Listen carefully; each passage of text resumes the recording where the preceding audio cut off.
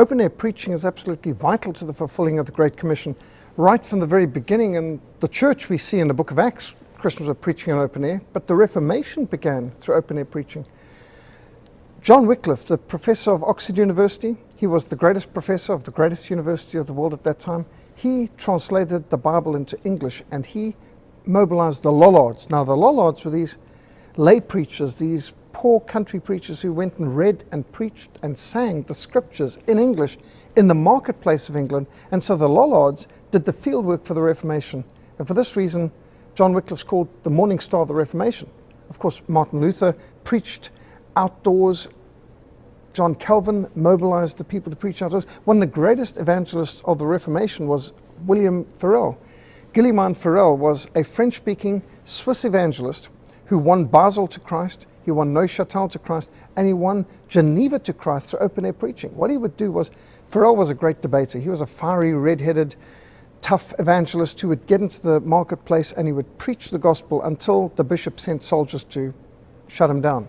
And then he would challenge the bishop to a debate. And the people would always think this is a good idea. And they would debate over Reformation doctrines versus papist superstitions. And Farel always won the debate. And the people would be challenged, vote. What do you want? Do you want to stay in papal ignorance and superstition, or do you want to vote for the Reformation? And the people would overwhelmingly vote for the Reformation, and they'd throw out the bishop and the Catholic hierarchy, and William Farel would go up into the bishop's pulpit and start to proclaim the doctrines of grace from the beginning. And that's how Geneva was won to Christ. And it was field preachers like Farel who laid the groundwork for great reformers like John Calvin to come in and lay it further. Now, people like Calvin were also going into prisons, seeking to win prisoners to Christ in the prisons. He was training and mobilizing evangelists. John Calvin, in his academy, trained hundreds of evangelists and missionaries.